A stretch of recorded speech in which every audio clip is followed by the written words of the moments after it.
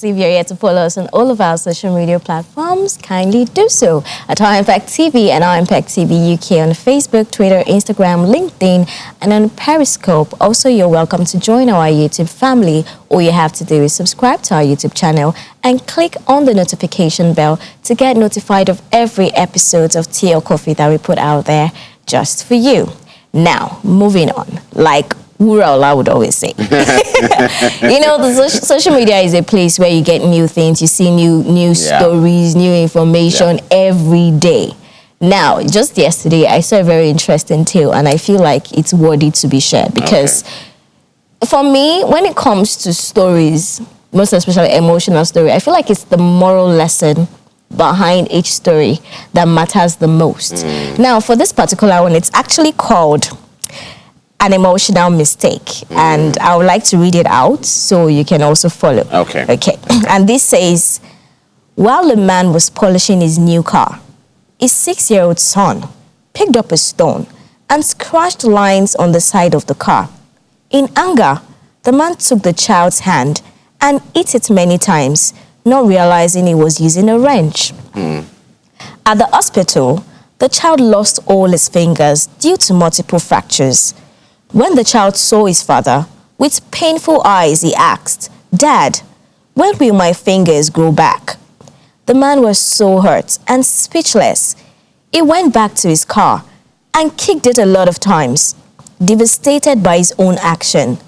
Sitting in front of the car, he looked at the scratches and saw that the child had written, "Love you, Dad," on the car before he was beaten. This man then realized he had made an emotional mistake that has cost the fingers of his only son.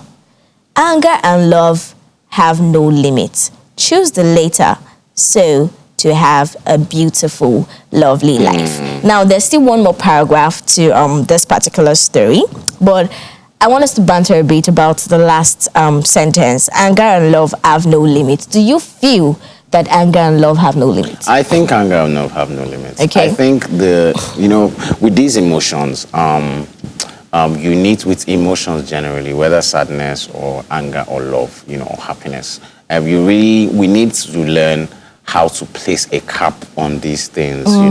That is what we mean by emotional intelligence. As in achieving a point of neutrality in your emotions. That doesn't mean when it's time to feel love, don't feel love, but come back. Do you understand? Don't feel what you need to feel, but come back.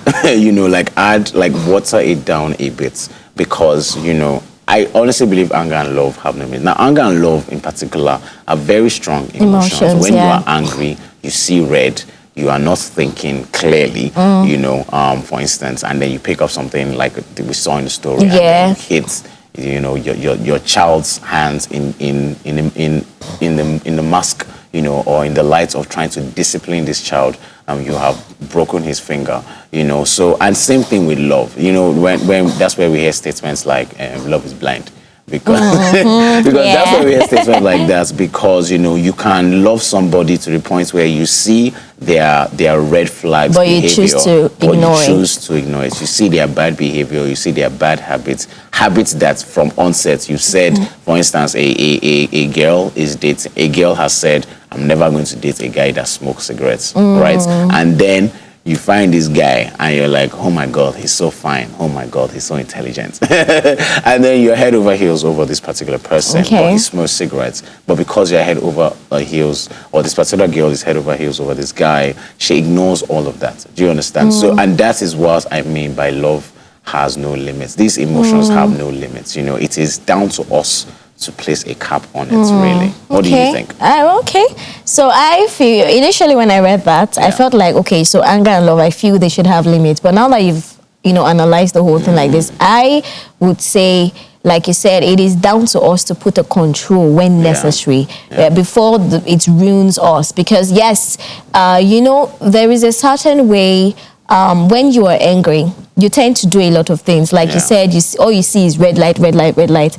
But we know that anger is like a natural emotion. It's normal. It's natural for humans to get angry. Now, if you let it control you, if you let it go out of control, yeah, which is where that's actually where the limit is supposed to come in. If you let it go out of control, then you'd find yourself, with regrets, right? Same as love. Yes, we know that love is a beautiful thing and all of that. Yeah. But I believe there is even such a thing called toxic love. Yeah. Yes, when you can clearly see that, okay, this is not good for me. But because you claim to love this person so much, you overlook all the red lights, all the flaws and everything, which I just feel like love it shouldn't be like that. Love should actually see your wrong too, so you can actually work towards it. Most especially if you claim to really love this person, yeah?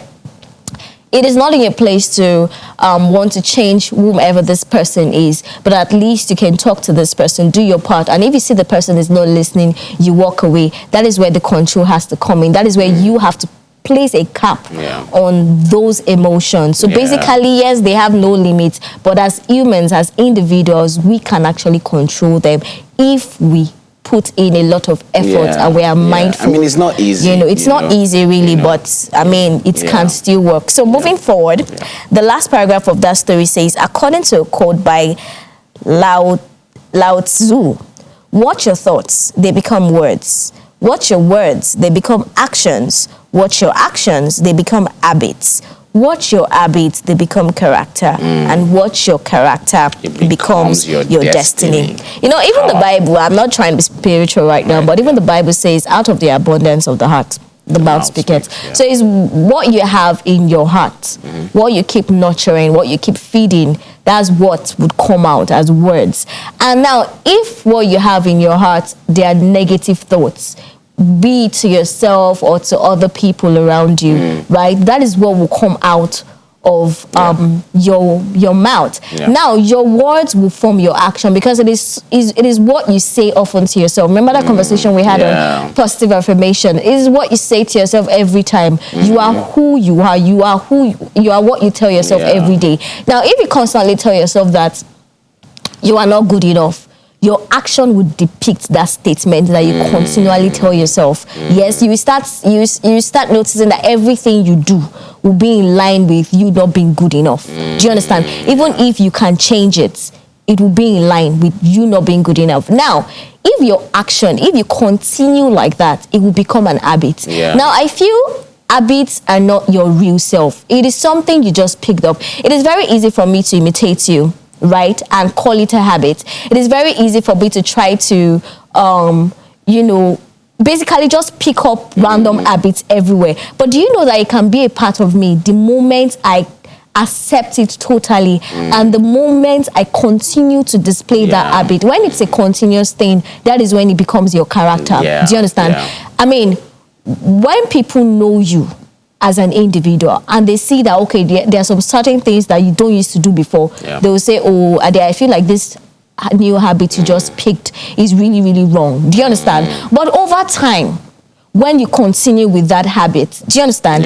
It becomes a thing. So people will no longer feel like, oh, it's an habit. It's like that's how he is. That's how he is. Now they've tagged it as your character. That is what you do now. Do you understand? Because people are already used to. So I just feel like for this story, all I see is anger, emotions, anger and love, like they've talked about, and your words, the things you have right there in your heart, which forms every other thing. Do you understand? So basically, yes, this man, he didn't know. I mean, that car is just an object. His son's life matters way much more. Do you understand? But because of anger, and because he allowed the anger to set in and control and take over everything he was feeling at the moment, he decided to take it out on his son. And I do not feel that is discipline. At that moment, he actually was not bent on disciplining the child.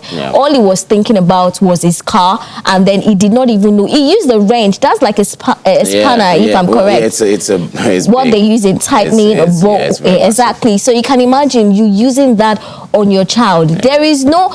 See, you cannot say you are disciplining a child and then you are using that kind of object on your child to the point that you damage all his fingers and all of that. And he did not know, which is why I said it is not discipline, right? It is anger that took over. And now the car is still there. That car can be fixed. You can, paint it. You can, rectify that car. But before you are able to rectify your son's finger, it will take forever. That is if it is even rectifiable. Do you understand? That is if you can. That's why we really need to watch when we are angry. Exactly. So if now, how I can link that anger and love to this, what your actions, they become character and all of that is, at that moment, your emotion his emotion was anger at that moment. All he was feeling was anger. Now, he had allowed it to take over him. Perhaps he's even the type that gets angry so easily. It has become a habit, getting angry at every little thing. That when your child now did that, it didn't come as, how do I put it now? It is not something that, you just do. Do you understand? At that instant, it was triggered by that child's action. But if you're the type that you've been able to put those emotions under control from day one, before you picked up that wrench, you would have told yourself, you would have talked to yourself, you would have rearranged those emotions. Yes, you will get angry. It doesn't mean you will not get angry. But how you would carry out that emotion will not have been the way he did. Do you understand? So basically, I would just say that anger and emotion, anger and love, because apparently the child wrote "Love you, Dad." Do you understand? Now, from the angle of the child, it was coming from love. The man was coming from the angle of, anger. And it's because of these emotions, he did not choose to understand his son's emotion. He did not even wait to see what he has written. Yes, it is, even if the child wrote "Love you, Dad," he's still not expected to write that on a car. Do you understand? But he is still a child. And if you had considered a lot of things, if you had put all of these things into consideration, you would not have carried out your action like that on that child. So basically for me, this story is just saying, learn to put your emotions under control, be it good emotions or bad emotions. We keep saying when something is too much, it becomes negative.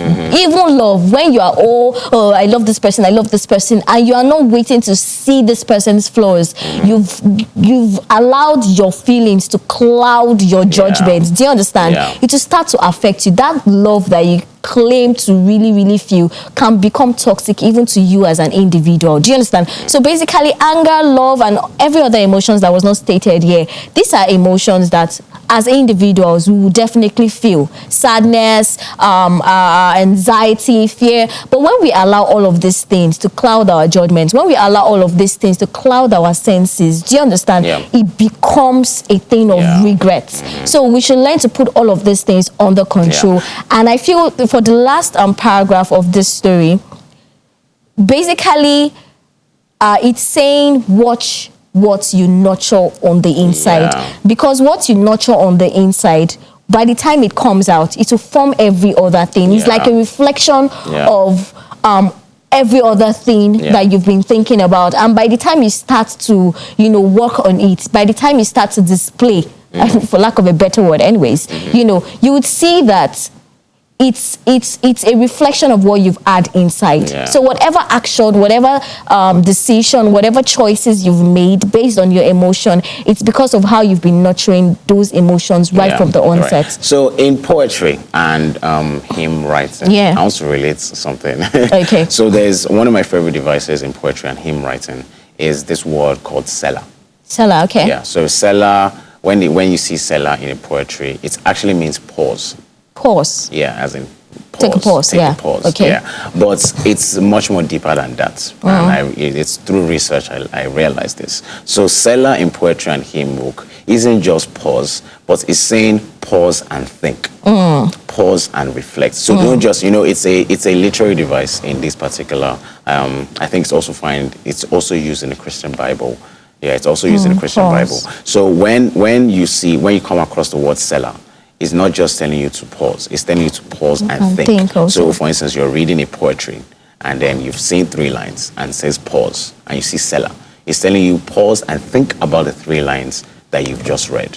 Now, in life, I think, and I actually wrote a poetry using that particular idea. And the idea of that poetry, and I've realized that in life, really, we need to pause when things happen. Do you understand? For instance, in this particular story where, you know, the child has, you know, wrecked the car from his dad's perspective, instead of resulting into anger, instead of shifting immediately to anger, pause. Do you understand? If he paused, he would have seen that the kid actually wrote, I love you, Dad. But out of anger, because, you know, he went straight into action, you know, he reacted immediately. Yeah, based on his emotion, yeah. Exactly.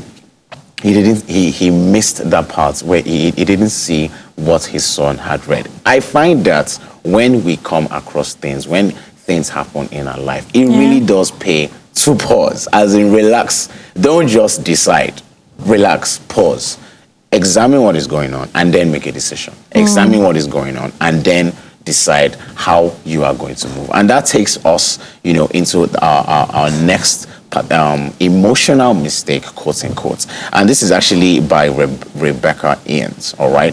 And in this little poetry, I'll call it, it reads, when the milk is splattered all over the floor and those little eyes are looking at you for your reaction, remember what really matters. It takes 5 minutes to clean up spilled milk. It takes much longer to clean up a broken spirit. It takes 5 minutes to clean up spilled milk. It takes much longer to clean up broken spirits. Yeah. Now, when things happen, when you have made a mistake, pause.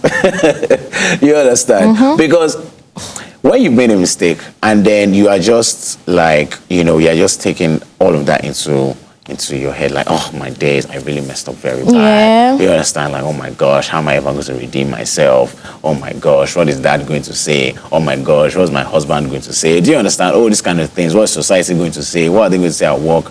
Relax. You know, when you've made a mistake, when I make mistakes, I pause. I think about what I've done wrong. Okay, this is what I did wrong. Yeah. This is the effects of what I've done wrong. I am sorry for this, and I forgive myself. So I pause, I realize my mistake, I figure out, okay, this is what I can make, this is what I can do to make it better.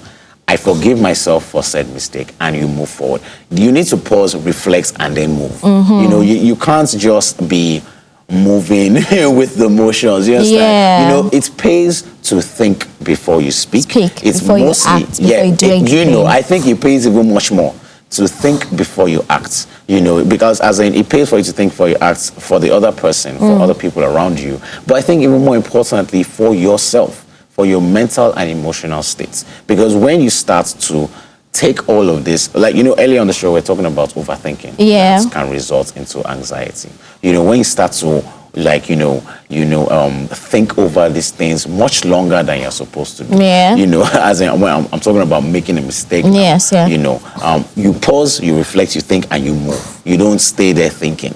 You know, you don't stay there reminiscing about your mistake. That is you sitting in the mud after you've fallen. You've fallen down, you need to think, okay, I stepped in this part of the mud, I slipped, that's why I fell down. So I need to obviously avoid it. You get up and you move. That's what you're supposed to do. So, you know, it really pays, I think, to just relax, pause, whatever situation is going on in your life. You know, this thing can be quite easier said than done. But it is through practice that you are able, that this thing now becomes, because it is a habit, you know, this thing about pausing and reflecting is actually a habit. And as Lao Tzu has pointed out in that particular short poetry, habit forms character, character forms destiny. You know, so you being able to pause and reflect can actually shape the direction of your destiny. Life, actually. Yeah, of your life. You know, it can literally shape your future. So it pays really to relax. you know, watch what you're thinking, watch what you're saying,